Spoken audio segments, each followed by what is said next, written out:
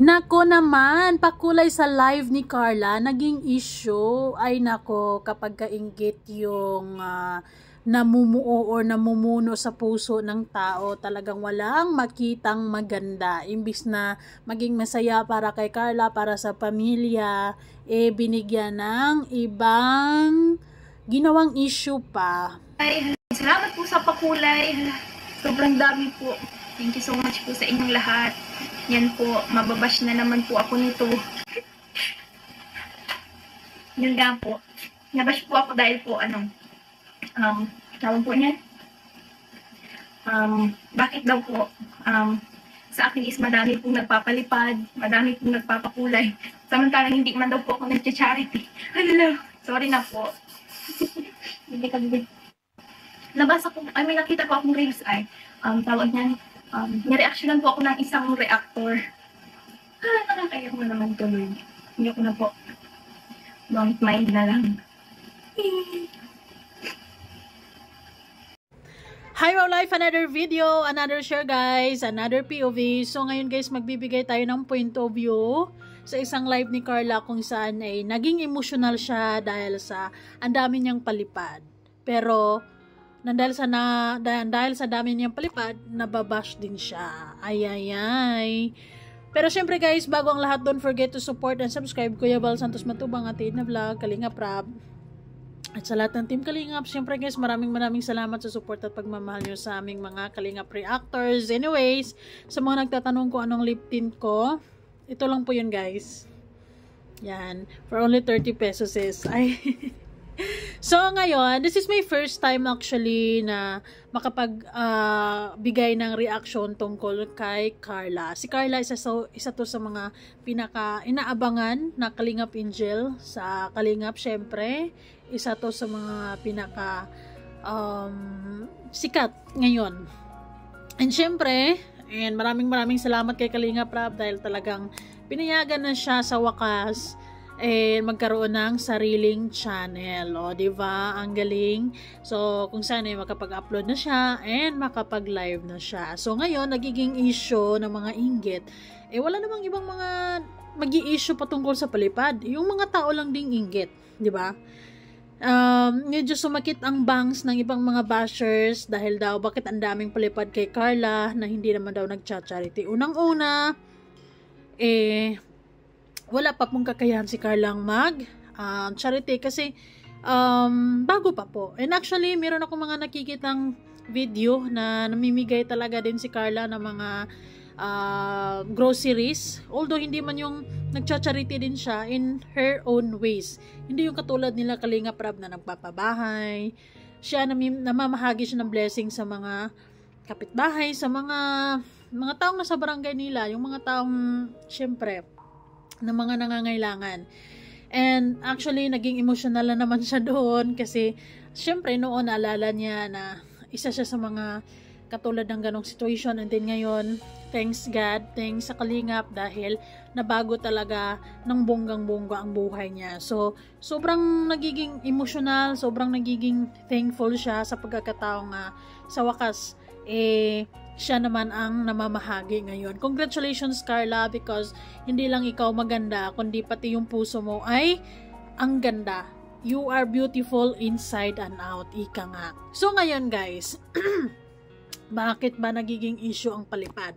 Unang-una ang palipad, kaya naman nagpapalipad yung mga tao na yun kay Carla kasi nagustuhan nila si Carla, namimiss nila si Carla, masaya silang nag-live si Carla, and gusto lang nilang mag-support kay Carla. Syempre sa pag-aaral, and syempre sa pamilya, kasi si Carla naman ang breadwinner sa pamilya, di ba?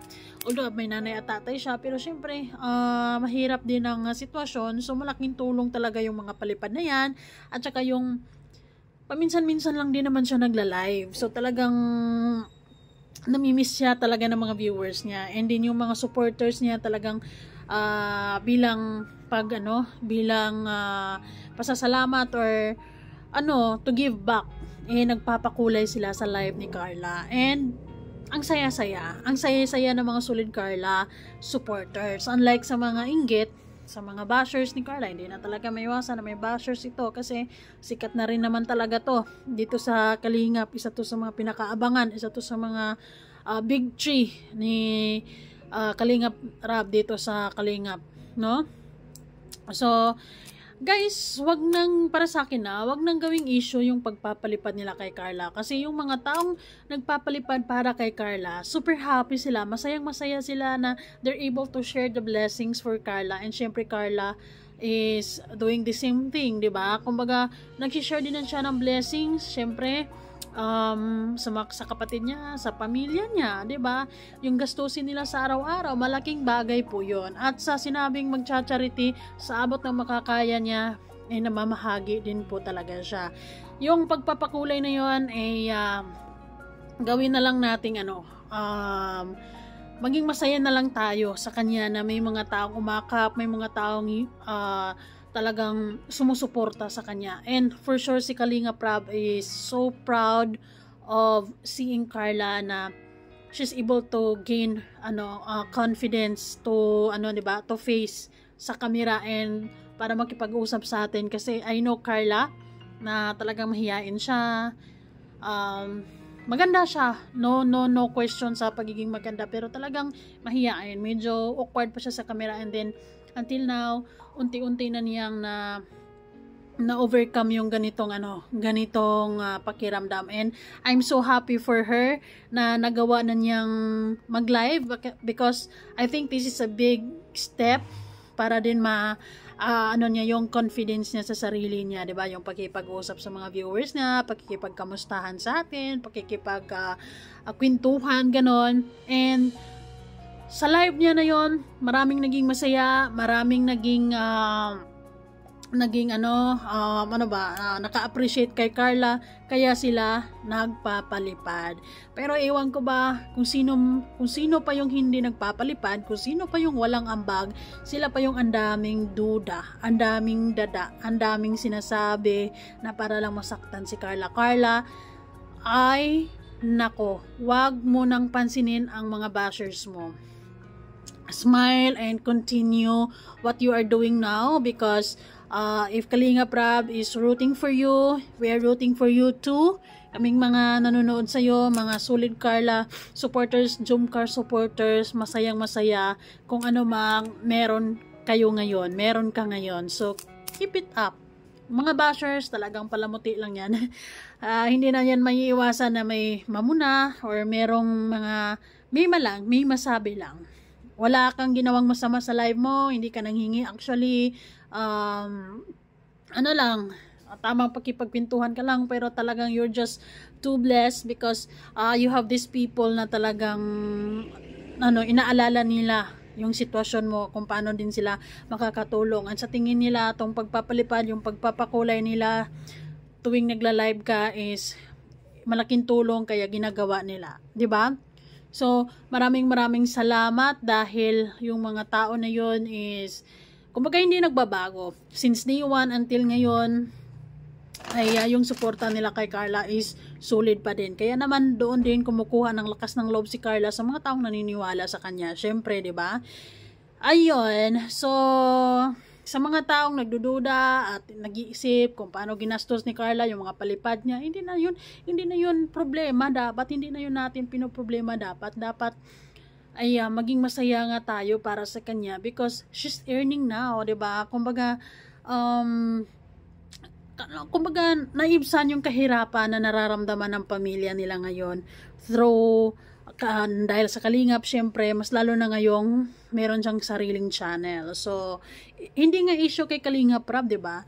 Nung pinayagan siya ni Kalingap Rab to have her own channel, makapag-live siya, makapag-upload siya, Kalingap Rab is also aware and na meron talaga magpapalipad diyan, 'di ba? So I think hindi yan issues. Hindi yan issues, at pagkos maging masaya tayo sa kung anumang success ng iba, turuan nating maging masaya tayo sa mga taong alam mo yun, nagsisikap para maging maganda at mapabuti ang buhay. Huwag tayo puro sa negative magtingin or tumingin, doon tayo sa positive sides tumingin. Ngayon Carla, ay wag mo pansinin kung anong mga sinasabi ng ibang tao sa'yo. You're beautiful inside and out. You're good. You're doing so fine. And focus. Focus sa pag-aaral mo syempre. And focus ka sa mga taong tunay na nagmamahal sa'yo. Of course, andyan ang Kalingap, sila Kuya Rab, ay sila yung mag-guide sa'yo din, di ba? Although si Carla medyo, alam mo yon, medyo marami talaga din tong pinagdaan ng mga bashers. Pero ang tatag niya, grabe, no?